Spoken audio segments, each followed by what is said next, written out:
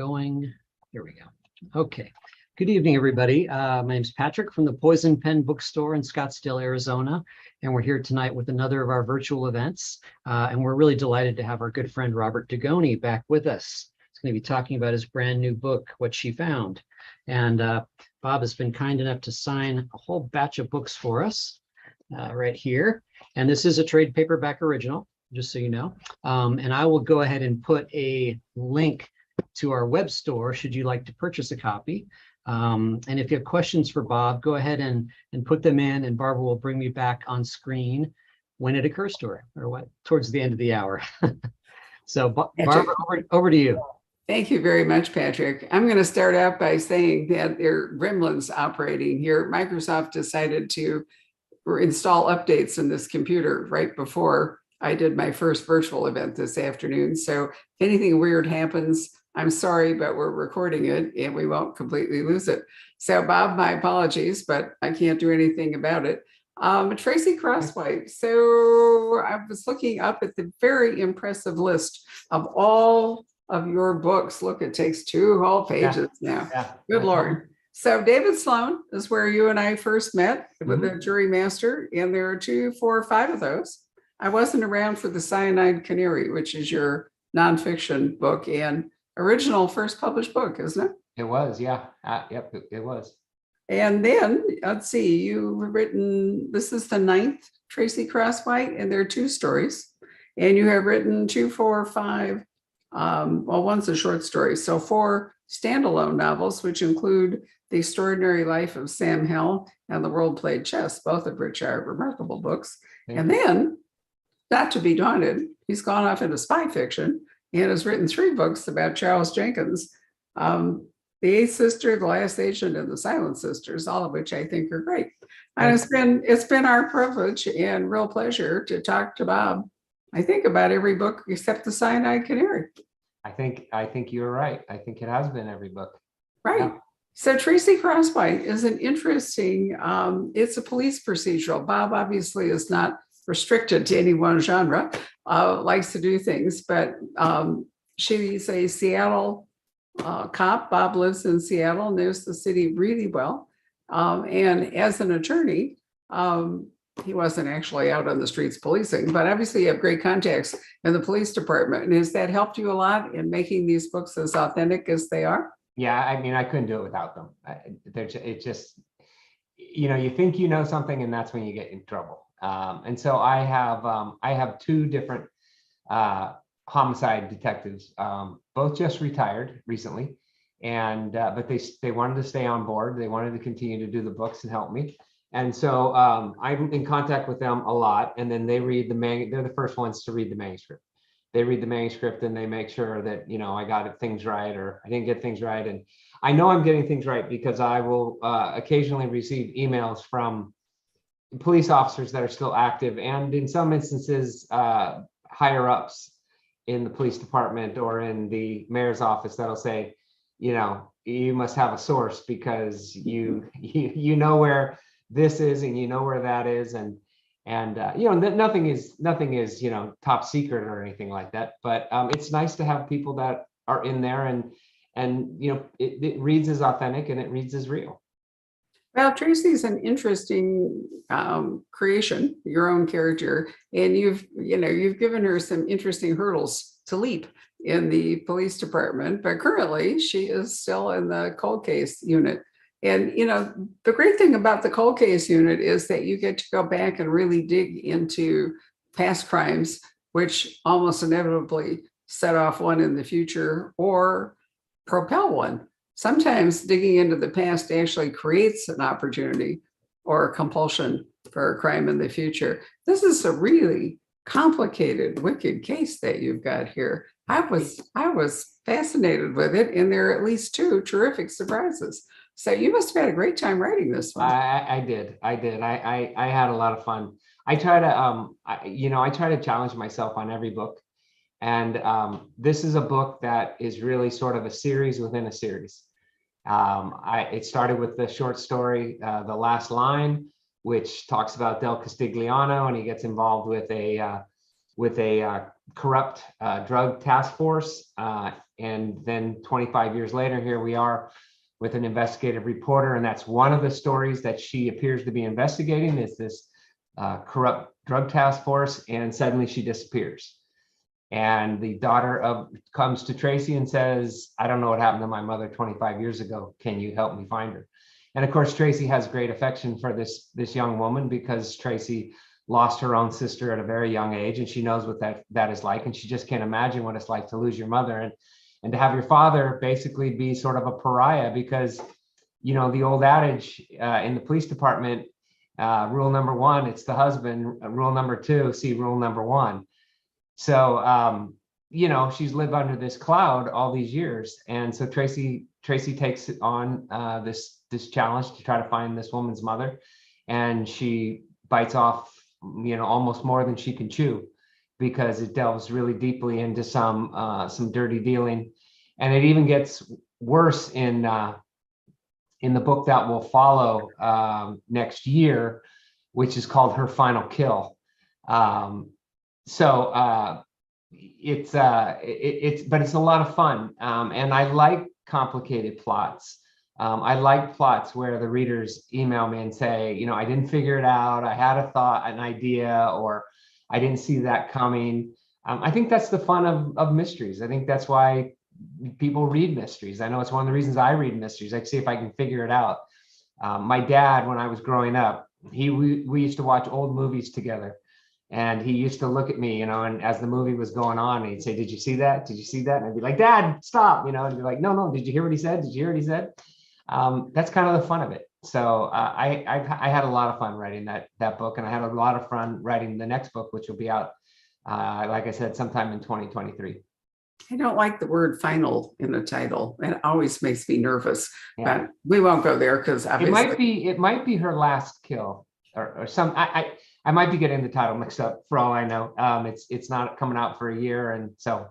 the reason I'm apprehensive is that John Sanford has assured me that when he's hanging it up with Lucas Davenport, that it will be called Final Prey. So every year when they announce the new Prey book, I go, oh, you know, please don't make it Final Prey. But fortunately, this one in October will be called Righteous Prey. So I know I get a reprieve for one more time. Actually, John's going to sign it at the store on our 33rd birthday, which is October 3rd. Oh, fabulous. I That's know. fabulous. And, you know, I'm trying to remember, how long have we been together? When did you publish The Jurymaster? I can't remember. It's been about 20 years. At least 20 years. Yeah, might It's even be been 20 longer. years. So it's been fun to watch your career, so to speak. Well- So Tracy, we find out, and we already knew this, but one reason Tracy becomes a cop is because of her own family problem, and she wants to investigate what's going on. She does have sympathy for this young woman who comes to her, Anita, the daughter of the missing reporter, Lisa. And Anita has become a reporter for the same reason that Tracy became a cop. She figured if she were a reporter, she could dig into what happened to her mother, because she's never had any resolution. And it's very painful for her to see what the whole situation, the disappearance of her mother, did to her father's life, because as you point out, he was the suspect. So I like that. You know, you have two women who are good at what they do, but they got into what they do for personal reasons and developed a lot of skills. So you at least would like a payoff in this book for Anita, right? I mean, that's got to be part of the journey of this book, is that Anita, one way or another, will find out what happened to her mother. But what I love is the way that what seems like a fairly straightforward, you know, cold case murder investigation branches off into all this other stuff. So did you always have, you know, all of that in mind, or did the branches develop as you were moving the story along? As you know, I don't outline. I'm an organic writer. I get an idea and I just kind of start to go. And I start with the characters, and I let the characters sort of tell me their story. And I don't edit the first draft. I really just let them tell me their story. And so in this particular instance, when Anita Childress is telling Tracy the story of her mother, it's the first time that I'm hearing it, as well as it's the first time Tracy's hearing it. And so as I hear it, I begin to think of, what would her mother have been doing as an investigative reporter? Well, she would have been looking into, cases of possible corruption, possible graft, possible dirty dealing. She would have had connections. She would have had sources. Who would those sources have been? All those kind of things that a good reporter will have. And then I decided that I wanted to make her different, though. And so the mother, Lisa Childress, is on the spectrum. And she's extremely bright, as many people on the spectrum are extremely bright. And she's extremely dogged, but she's awkward. She's very awkward. And so when she disappears, the police kind of say, we aren't really finding a lot of evidence of dirty dealing here. Is it possible that she just kind of went off her rocker, or what's going on? And so I just go with it, and I let them tell me their story. And as it unfolds, there's a lot of surprises that surprise me when I get to them, and that's part of the joy for me of writing, is that exploration of the story. And there are times where literally I am going, oh wow, that is really kind of cool. I just had one of those moments this morning on a new book I'm writing. I've never written before. It's a 1933 trial that took place in Seattle. It's based on a true story. I'm going to fictionalize it, but had an oh wow moment just today working on that. So for me, that's the thrill of it. And I figure if I can surprise myself, if I can elicit some emotion in myself, whether it's joy or whatever it is, I'm hoping that the reader will find that same emotion. Well, you have to have a lot of confidence in your ability to see it through, and in your craft to operate that way, because you're basically out there on a high wire without a net. You are, and there are times when it's scary, and as I have told you in the past, I'm not afraid to mention it or anything. I'm a guy that I had a stroke in 2016, and one of the results of that stroke is I have anxiety. It's not horrible, but it exists. It's there, and it's something that I have to deal with. And so when you're writing a 400-page novel and you're on page 1 and you don't have an outline, that can be a little scary. But this writer, suicides by, make these sort of an interesting long form suicide. But it's interesting that in order to make this story really work, you had to give Lisa, the missing reporter, you not only had to make her different by giving her a form of autism, or not a form of, but autism, you also had to make her working methods so closely held that there is no real clue. You suspect she was investigating some kind of case of corruption, but her editor, who is still alive, said, she always kept it close to her chest. She never met a deadline. She never really informed the paper what story she was running. And it was very hard for him because he never knew when he was going to get something that might stop the press or whatever. But so nobody really knows what she was working on. Right. And, the claim is that she got a phone call. She went out, in the evening by herself. Her husband, who was worried about her safety, had given her a can of bear spray. Now, any mystery reader will know that the can of bear spray, once it's mentioned, is going to figure into how this whole story works. But anyway, she has a can of bear spray that, for protection, because she wouldn't take anything tougher. And off she goes, and then she's never heard from again. But because of her peculiar personality, and because she and her husband married because she was pregnant, even though they'd been together and probably were anyway, there was a lot of, and there was an insurance policy, there was a lot of speculation, if no actual evidence, that the husband had somehow done away with her, which is very hard for the daughter to accept. She's lost her mom, And then she's had to watch her father, be shunned by other parents. And I guess the question, Bob, why didn't they move away? And is it because in part, if somebody has disappeared, you think you need to stay where you are in case they come back? Because they could have relocated to like Cleveland and gotten away from a lot of the fallout. Yeah, and started, kind of maybe started a new life. The husband was he was a wannabe writer. He wasn't making it as that. And he was trying to support his daughter. A lot of people will ask that question about individuals. Why doesn't the individual move away? Well, part of the answer is, this is home for them, and this is where they have some comfort level. We all have some comfort level when we know where we are. We know this, what our surroundings are. And he's got a daughter, and taking this girl and uprooting her from her grandparents who are in the area, all those things is going to have some ramifications on his daughter. And the other thing is that he's maintaining that he's innocent, right? That this is that he didn't do what is sort of being insinuated. There are a lot of you read a lot of stories about people that don't move away, and I think that is sort of one of the questions is why don't they just move away? And I think that's harder to do than is said, to basically just leave everything behind, everything everything you grew up with, everything you're familiar with.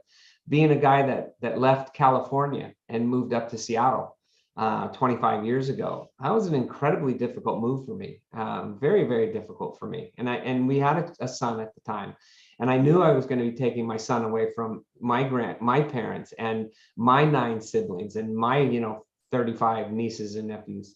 It wasn't an easy decision to make, and I don't think it's ever an easy decision for someone to move away from what they believe or feel is home. I'm a person who's moved various times and lived all across the country. So it's probably maybe I went far away to college, too far, really. And after that, it was easy.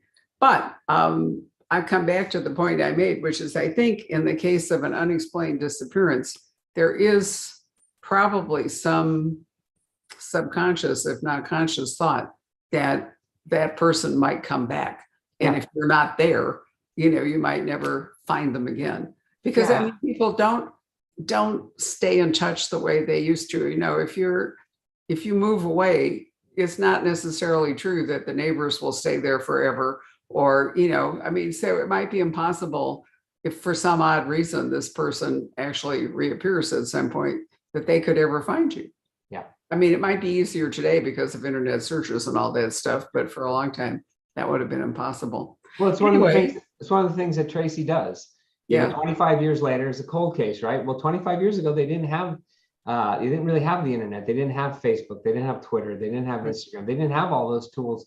And, those are some of the things now that the police, when I'm talking to them, they bring up things, changes in DNA, being able to do familial DNA, being able to do genetic DNA.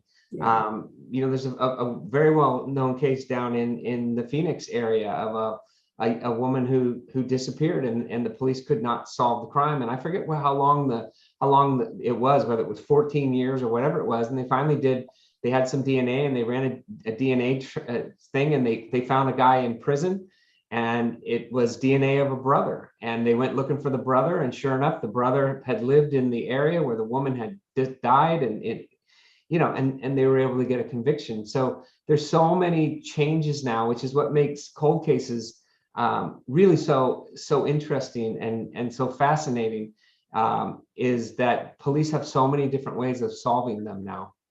They do, absolutely. I had Karen Slaughter last night, who writes thrillers, and Ken Kruger the night before, and both times we got into a discussion of structure, how you make a story, how you shape your story. And in general, investigations, whether police or private eye or Miss Marple or whatever it is, tend to progress forward in some kind of a linear way, whereas thrillers can hop back and forth. But when you introduce a cold case, then you have a choice whether to unearth all that old stuff or whether to go back and let that old story tell itself too and kind of flow along. Karen chose to do both because in her new book, Girl Forgotten, there's scenes in 1982 in Long Bill Beach, Delaware. And then there's, the current story. And yet, so in your case, you've chosen to leave it in the present, but there's a constant unearthing of the past. But the whole progress of the book is forward. Yeah, Is that partly because of the way you write? Well, I think it's kind of two things. I look at scenes as either moving a story forward or revealing character. Okay. And if they don't do one of those two things, then to me that's an indication that the scene needs to be cut because it doesn't have a purpose. I believe that even though it's a mystery, it needs to move quickly. It needs to move forward. Now it's not a thriller. And some people make that mistake of they pick up a mystery thinking they're reading a thriller and then they'll say, it's not moving all that fast. Well, it's a different type of speed. Yeah. It's the best way I've heard it described is a mystery is someone that is going down steps and then on a platform they stop and they evaluate what they've learned and then they go down more steps and they get on another platform they evaluate. Whereas a thriller is the person falls off the top step and just keeps tumbling all the way down till they get to the bottom. And there's not an uncovering necessarily in a thriller. You know who the bad guys are, you know what the bad guys want, and it's just a matter of whether the good guys are going to be able to stop them before the world blows up or whatever it is. In a mystery, it's different. You are planting these seeds, you're planting these breadcrumbs that the police officer has to find, and some of those are going to lead to dead ends. And some of those are going to lead to a piece of information that's going to lead back. And hopefully you put it together in a way that the reader goes, oh, wait, that's what that was for. That's why that was in there. And it's a process of uncovering. And as I said, I try to stay in the shoes of my investigator. I try to be Tracy Crosswhite, and I learn when Tracy learns. So when Tracy uncovers a clue, I'm learning that she's uncovering a clue. And as that moves it forward, I move forward. And my hope is that the reader feels the same way, that Tracy is never necessarily ahead of the reader, and she's certainly not behind the reader. I think the worst thing you can do is have a reader that goes, oh, I already know what the next 5 steps are, blah, blah, blah. And you haven't set it up in a way that the reader can't figure it out, just like Tracy can't figure it out. So there's a process of uncovering at the same time as the protagonist in the book. And I think that's kind of what makes it fun.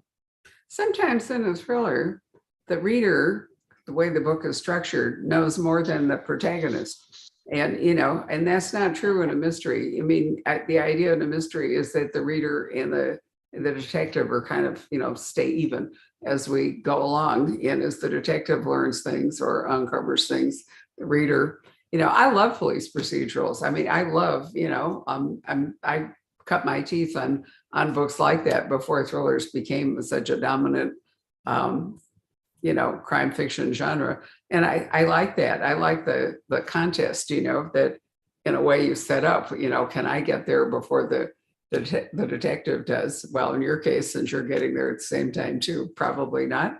But I like that. And yet, I think it's great that we get to mix things up because, reading the same book all the time is boring. So when you write the Charles Jenkins books, those are they're spy stories. Yeah. So they, there's more thriller elements, I would say. And yeah, absolutely. And, it just as it can be boring to read it, it can be boring to write it. That's one of the reasons why I write different genres. I've always had a desire to just tell stories. I never really thought of myself as a genre fiction writer. I just thought of myself as a storyteller.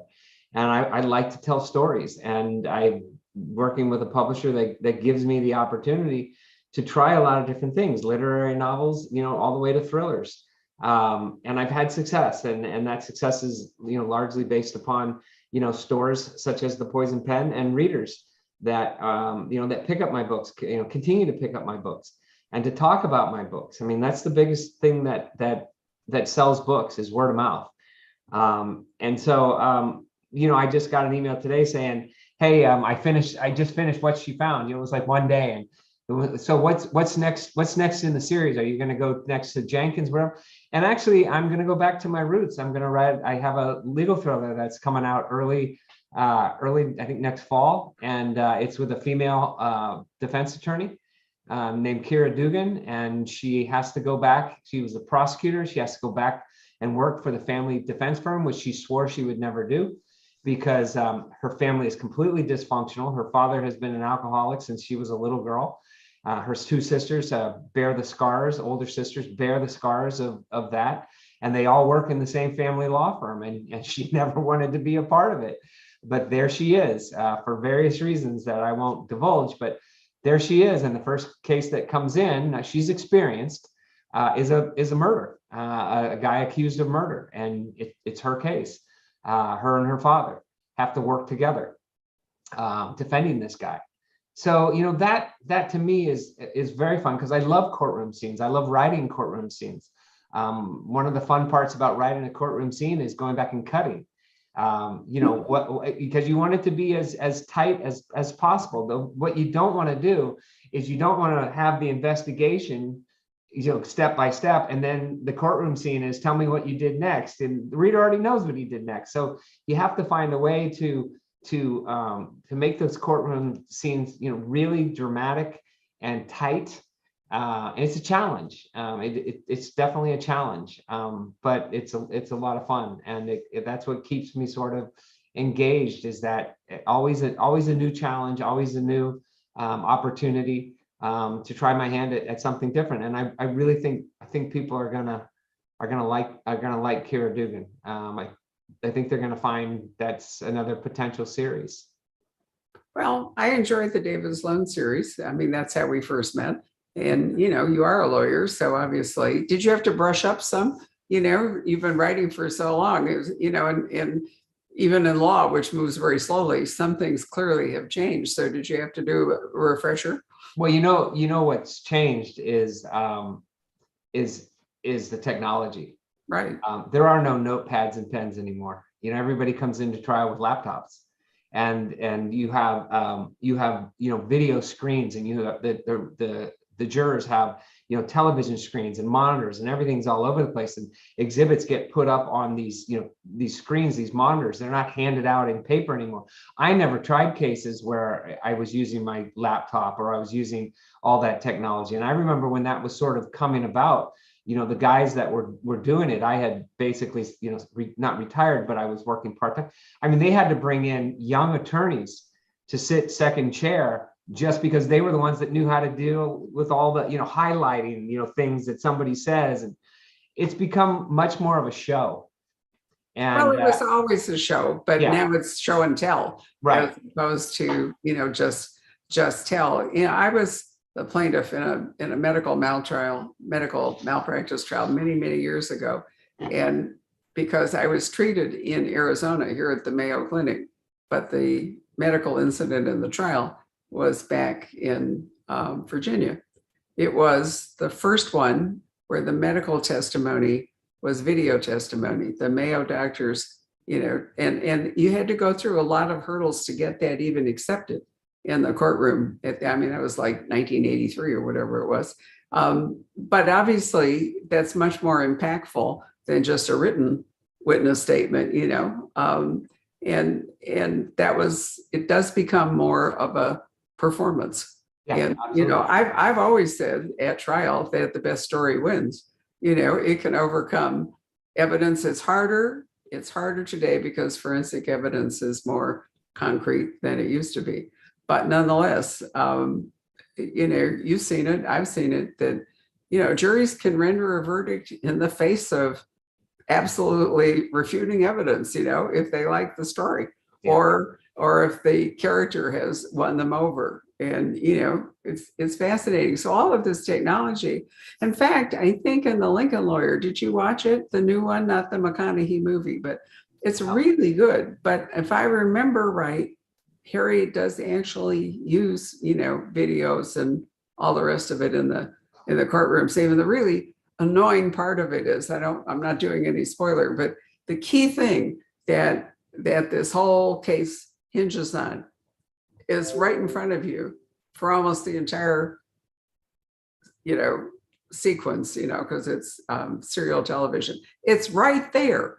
And yet, even I, who had read the book and all, was surprised all over again. Yeah. It was technology, and I just thought it was so well done. So I'm gonna do a TV thing here. I'm gonna recommend the new Lincoln Lawyer. It's going into season 2. I love the McConaughey movie, but I do think this new guy probably is more Harry. Not Harry, sorry, Mickey. And the McConaughey ever was. But there's a new thing, Bob, I want you to watch because it relates to the character in this book. It's called Extraordinary Attorney Woo. And it is on Netflix. And I'm telling you, the attorney is a young Korean woman who in fact is autistic. And her struggles to try to communicate, she's a brilliant legal scholar, but her struggle, the first one in the courtroom scene, I actually cried, and so did my husband. Her struggle to overcome who she is in order to, make her point. And she has an insight into the case that nobody else has because she is so comprehensive in her understanding. It's just brilliant. What's the name of it? It's called Extraordinary Attorney Woo, W-O-O. That's the name of the Korean girl. The actress, we looked it up, is not actually autistic, but I'm telling you, she's got everything, the way she walks, the way she, whatever it is. And I thought of her, when I was reading about your missing reporter here, and it's been commissioned for season 2 already. But I just find it completely amazing. It will make you cry too, because you will. It will, yeah. Yeah, it really is. So I'm a crier anyway. Well, I'm not actually. I'm a tough old bird, but I'm a crier. I went and saw West Side Story, the new one, when it came out, and I'm in the movie theater with my wife and 2 other people, and nobody else is in the movie theater. And I'm watching that scene where, he gets shot and I got tears coming. I'm looking around, I see my wife's wiping her cheeks and the other guys are wiping their cheeks. I'm a crier. That's okay. It's good to be. I cried at the new Elvis movie when I just went and saw it. I cried at that. So I think it's easy to write about an autistic person, to give them, but to actually watch this young woman work her way through who she is to a goal that's going to help somebody else, even though empathy is not a huge part of that personality. It's amazing. It really is. We've watched a lot of television. One of the great things, if there's anything great about pandemic time, was that more time to watch things and the contributions from other countries, from in terms of long-term video has been extraordinary. Some of the French ones, I know you love going to France and you spent time, and there's some French programs, Call My Agent, which was truly brilliant, but there's some French crime programs.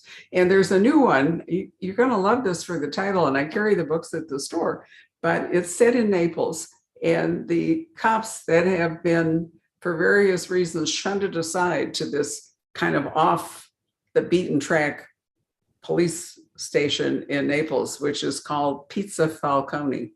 And so the title of the books and of the TV is The Bastards of Pizza Falcone. And I'm telling you, it is like one of the great soap operas. And what also is wonderful, and Rob and I talk about it, you have people who are making like a basic police salary or whatever. The buildings in Naples, they are living in like palaces. You could hardly believe, the gloriosity of the apartments and so forth. And so you watch it in part just because the city is so beautiful. But I'm trying to remember, it's Maurizio Di Giovanni, or anyway, the Sicilian author who writes the books from which this is taken. It's just a genius plotter. but the characters are fabulous. So those are my recommendations: Extraordinary Attorney Wu and The Bastards of Pizza Falcone. Okay. Right up there. Yep. Okay. I will, Yep. I got 'em And written down. it's just a different form of storytelling, right? Yeah, Or absolutely. in the case of The Bastards, it's a case of taking, novels and transforming them into compelling television while maintaining whatever fidelity there is. I don't know, because I have only read one of the books, so I'm not entirely sure. And again, The Lincoln Lawyer, I was thinking fairly closely to the books, although the Harry Bosch television was a bit of a mishmash. It brought in new characters and it took different parts of some of the books and put them together differently. But that so far is not what's happened in, one season of The Lincoln Lawyer. So if you're a crime fan, you've got now alternatives. Yay. Right. So anything else you'd like to tell us about Tracy? Number 10 is in the can and will be edited here shortly. And then we'll keep going forward. Whether she sticks with cold cases for a while, or I can get her back into her team with Faz and Dell and Kins and everything. And that was violent crimes, right? It was contempt. I mean, not cold cases, but active violent crimes cases. Active violent crimes. But I think people are going to be very. I think people are going to be very intrigued by this story, and they're going to be very intrigued by what's coming. And this story is completely a standalone, as all my books are.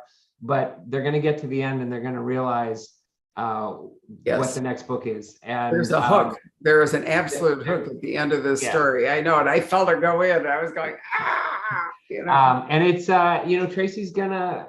There's going to be a really big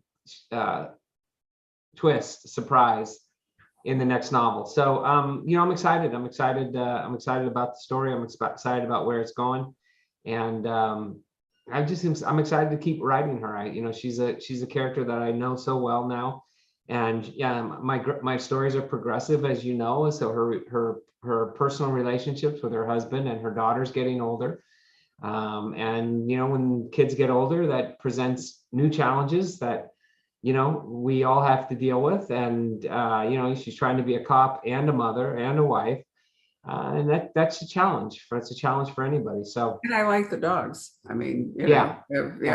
Oh, my heart was briefly smitten when Tracy recognizes that the dogs will not live as long as her daughter. Dogs don't live nearly long enough, as we all know. Yeah. And that's kind of an awful moment, when these dogs are protecting and playing with and caring for her daughter, to recognize that won't go on forever, that the little girl will grow and the dogs eventually won't. I hated that. Well, I'm a dog lover, as you know. I've always had two. I've had a lot of Rhodesians, and the Rhodesians live to 11, 12, 13 years old, and that's old for Rhodesians, but we take real good care of them. And it's they become members of the family, and when they're gone, it's sad. And we just had that kind of realization with Maddie, who's our latest roadie. How old is she? And I was saying, well, isn't she 7? And my daughter was saying, no, she's 8. And I was, no, I think she's 7. And then you start doing the math, and you're like, oh boy. Wish she were only 4. Yeah. I know. Yeah. I know. We have a rescue puppy that I truly love, and we got her in August, and I keep trying to delude myself that it was only 5 or 6 years ago, but tragically, I think it might be 8. Yeah. And that's just moving too fast. I don't. I will say that people have been asking me. The Charles Jenkins television series is continuing to move forward. Oh, good. It found a home at CBS, and they're looking for a writer. They have a producer attached to it, a director attached to it. They're looking for a writer. But really, some exciting news hopefully will be that there's really a strong interest in the Tracy Crosswhite books. And that's something that I'm just beginning to get involved in. I'm going to be involved in some telephone conversations. So, fingers crossed. I've had a lot of people saying to me, when's Tracy coming to the TV, and who's going to play her? Yeah. And people give me all these ideas. I will say this, Barb, I know I'm getting older, or maybe I'm old, when people will mention actors, today's actors, and I'm like, I don't know who that is. You know, that's exactly true. And in all the golf controversy, you know, about the Saudi LIV League and so Yeah. forth, I read the names and I think, who are these people? Yeah. You know, I mean, Where's it's Arnold really- Palmer? Where's Jack No Nicklaus? kidding, you know, I watched the Masters and the British Open this year and I thought, I don't even know who most of these guys are.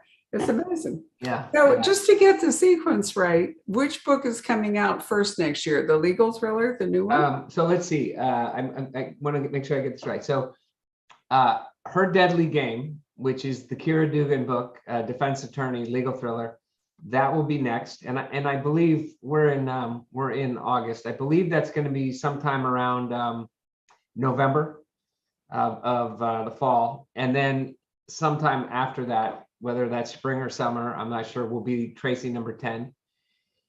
And then You're talking November of this year or? no, or November of this year will be the Kira Dugan book. Okay, Right. You know, they were talking about Christmas time, but I got it done so quickly that they're talking about maybe moving it up a little bit. So I don't know that it's set in stone. Actually, I do know that it's set in stone. I just don't have the dates out in Right. front of me here on the computer. But then after that will be Tracy 10. And then okay, after Tracy 10 will be this sort of historical legal thriller that I'm working on, 1933 Seattle. okay. And then I don't really have a name for it, but I will tell you this.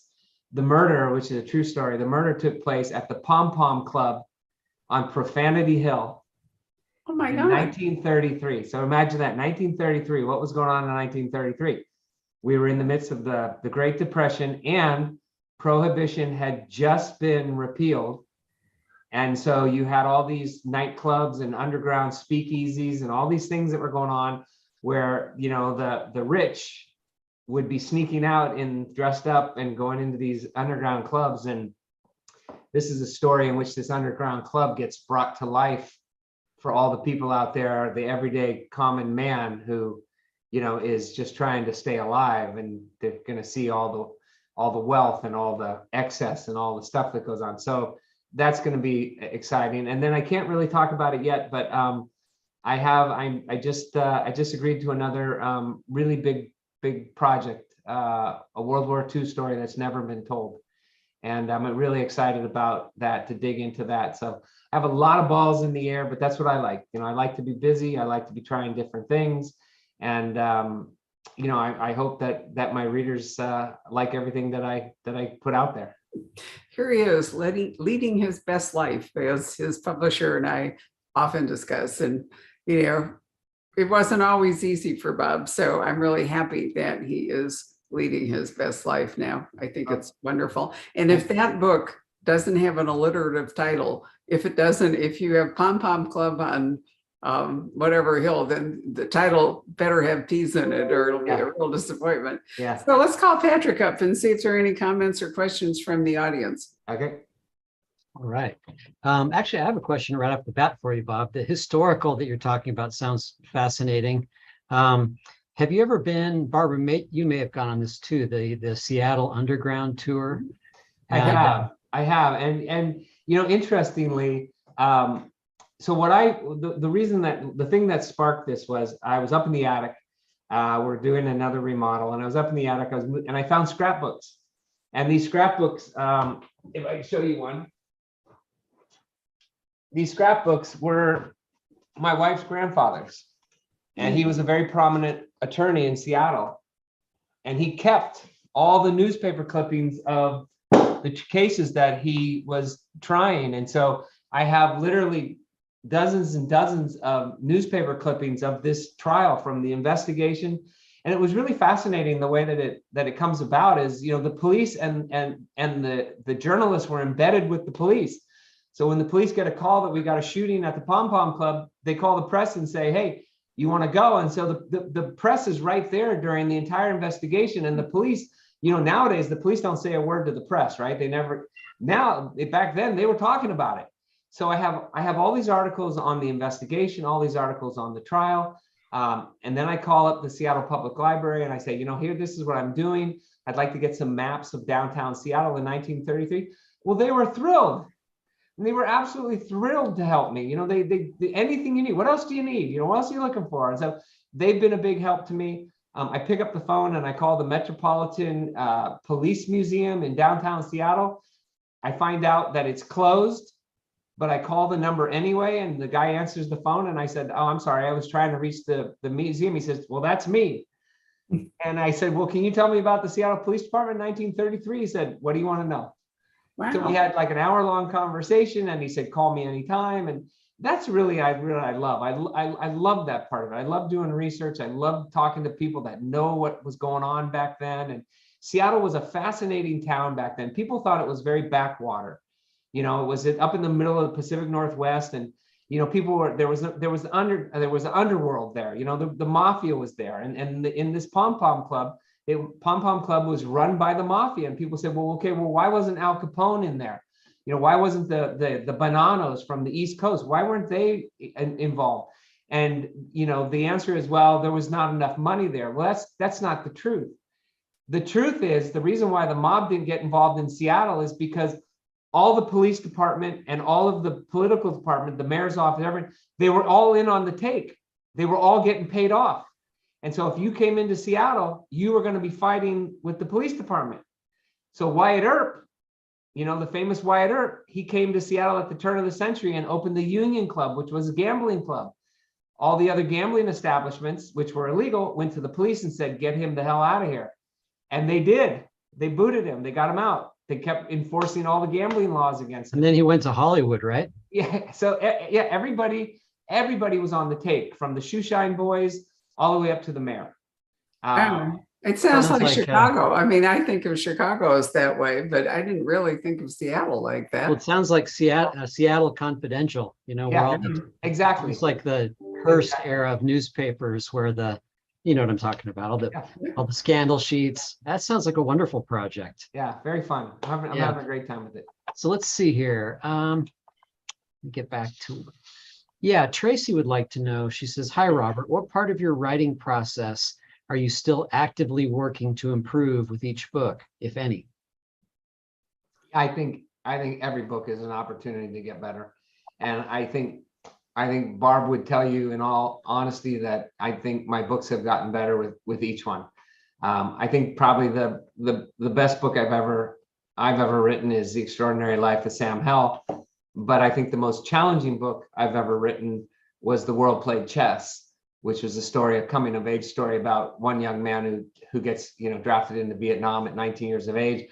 And I had to learn everything I could about Vietnam. So, I mean, I think every book is an opportunity to get better. I think my books are tighter. I think my plots are tighter. I have, you know, when I go through the editing process a little differently than I did at the beginning. And I'm much more willing to kill my babies, you know, to throw out scenes that just either, like I said, don't move the story forward or don't reveal character.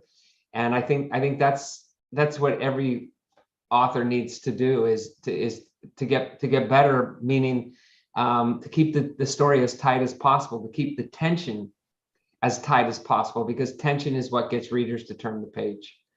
I think your pace is definitely better, and I think your dialogue is better too. Thank you. Yeah, that's something that, again, it just comes with you know, experience. Yeah, with experience, and it does. How is your relationship with editors? Do you have a really good symbiotic relationship? I do. I have, you know, first I have Gracie Doyle, who's my editor at Thomas and Mercer, and she's really sharp. I mean, she's very sharp, and she's very good about picking out the story. And so she's the first one that goes through my book. And then, you know, for 15 books, I've been working with the same developmental editor who's on the East Coast. And, you know, we have this love-hate relationship because, you know, I get that editorial letter and I love to tell my students this, and I show them, I say, you know, the first page just gushes about how great the story is and how much she loved it. And then the next 5 pages, single space, are all the things I need to fix. But you know what? We've had 15 books or however many it is of success. I trust her implicitly. I respect her implicitly. You know, 9 times out of 10, probably 10 times out of 10, after you know, the initial crush gets away and I come back and I look at it, I say, she's right. I need to do this. So, you know, and then I have a copy editor that really kind of goes beyond copy editing. It's not just this dot this I and cross this T and this word or that word. You know, he'll say to me now, because we're comfortable with each other, I don't get this. I don't understand this. Why would they do this? And you know what? I appreciate it because as I've said many times, embarrass me now, but I don't want to be embarrassed when it's in print because I can't fix it then. So he's been great about, you know, picking up things that I get wrong. You know, it isn't a question of getting it wrong. What it really is that what's in your head doesn't always come out on the page. I mean, in years of editing, I would say to authors, why is so-and-so? Because it was missing. And they would tell me. And then I would say, well, you know, so you need to write it down. You know, it isn't enough that it's just in your head. Well, here's a good, very good example. In Her Deadly Game, Kira Dugan is a chess prodigy. She grew up a chess prodigy. And she played chess and learned chess from her father, but she was always better than him. And so when she got better, she began competing in tournaments. And her father showed up at one of her tournaments drunk and embarrassed himself and embarrassed her. And she never played another game competitively, but she plays online. And what I did is I went to a chess pro, a grandmaster, who I was introduced to through a friend. And I said, I want to create a book where I have a chess game in the book, and I want it to be real. And I want the chess game to mimic the trial. And he said, okay, I think we can do that. And so we put together a chess game that involves 42 moves, white and dark. And it's a real game. So, you know, throughout, she's playing this game online when it's helping her to stay sharp when she's thinking of what's going to happen at trial, et cetera, et cetera. And got to the copy editor, and he said, she wouldn't move her pawn from E3 to to E6. She'd move it from, you know, D3 to D6. And my initial reaction was, no, hey, he's wrong. Went back to the grandmaster, and he looked at it and he said, you got it wrong. And I went back and he laid the game out, and we went through it, and the copy editor was right. And I will bet you, and I know for a fact that there will be people out there that the minute they see there's a chess game within the book, they're going to play that game. So I have to get it right. It has to be right. You know, it's like guns. You can't get guns wrong because there are people out there that will do it. So I'm fingers crossed. I think with the copy editor's comments, we got the game right, and there are going to be people that are going to play it. You're incredibly lucky that the copy editor understood chess. Have you played the game? I'm not a chess player. And that's why I found this guy at Grandmaster, and it's really wonderful. He's got a nonprofit that he put together to help young people learn chess, because learning chess is a way for them to solve problems. And it's really an incredibly valuable skill. I wish I was better at it. But he does very good things with it. And I'm hoping that my book will help his organization, and that his involvement in national organizations will help my book. You know, we've kind of talked about that, trying to have a symbiotic relationship when the book comes out. So I'm looking forward to it. That's cool. Okay, I have a question from our Italian friend, Stefania, who watches a lot of our programs. And she says, I would like to ask Mr. Degoni, what is his relationship with his Italian origins, with my country? Have you ever been to Italy? Do you like Italian literature? I have been to Italy 4 different occasions. I don't think there's a better city in the world than Rome. I spent my honeymoon in Rome, and I will go again because I've never been to the Amalfi Coast.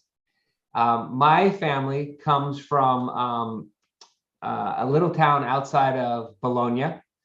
This is where the Degonis come from. And my nanny, Lina Bianco, came from Tor Felice, which is up in the mountains, the Piemontese mountains. I have a funny story about that. It's on the border of Switzerland and France and Italy. But this tiny town in Bologna, where the Degonis originated from, my uncle went back there, and I've been back there. But my uncle was actually honored. Was a very famous orthodontist in the United States, and he went back and was met by the mayor and all that. But the funny story I have, and Barb will get a kick out of this, is my wife is very into doing Ancestry.com and 23andMe. And so probably 10, 15 years ago, I relented and I did it. And it came back. And my father is 100% Italian and my mother's 100% Irish. So I thought I'd be 50-50. Well, it came out and said I was basically, 52% Irish and thereabouts and 38% Italian. And I called up my uncle who was still living at the time. And I said, hey, I just got my results back and it says I'm 38% Italian. And he said, there's screw it, you're more Italian than that. So time goes on. And probably 10 years later, the company, Ancestry.com, says, we have new technology now and we reran your DNA. And they came back and they said, you're French with no Italian. Surprise, surprise. Family So, secrets. Who knows? But I am a Dugoni.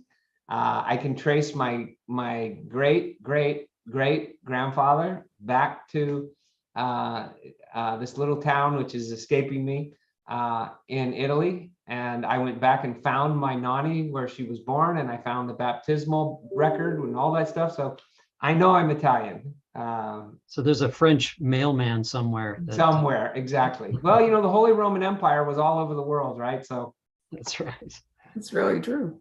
Let's see. Mark would like to know which author or authors have influenced you as a writer? Influenced me, I would say John Irving and I would say Stephen King would be two of the big ones.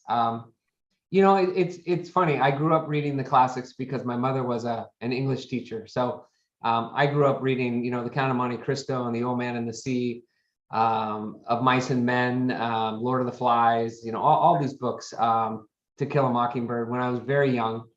And I fell in love with stories. And so I don't really look for particular authors. I look for particular stories.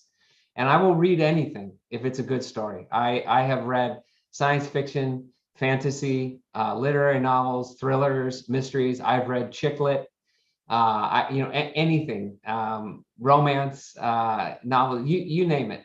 If it's a good story, I will read it. And I think that's true of all of us. I think it's a universal truth is, a good story transcends genres. I think of books like The Nightingale by Kristen Hanna. Is it a historical novel? Is it a thriller?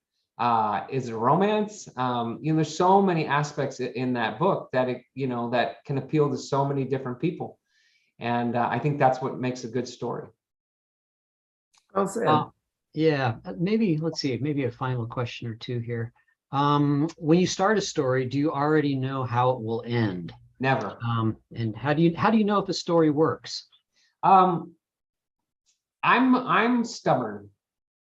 I'm very stubborn. And so I just don't give up. If I get to a point where it's like the story's not working, I take a break. Because invariably what happens is I used to go for a run. I can't do that anymore. But I will start exercising and suddenly I'll have that aha moment and it'll all work. And I've had enough of those experiences where I feel like I'm stuck. I've painted myself in a corner. I can't find my way out. And I get away from the book and I have that aha moment that I just feel like that it's always going to exist. It's always going to be there. At the same time, I will always tell my students, don't write the great American novel. It's already been written. F. Scott Fitzgerald wrote it many, many years ago. So, write a book and finish that book. And when you finish it, be happy with it. You can edit it forever, but at some point you have to let it out into the world in one form or another.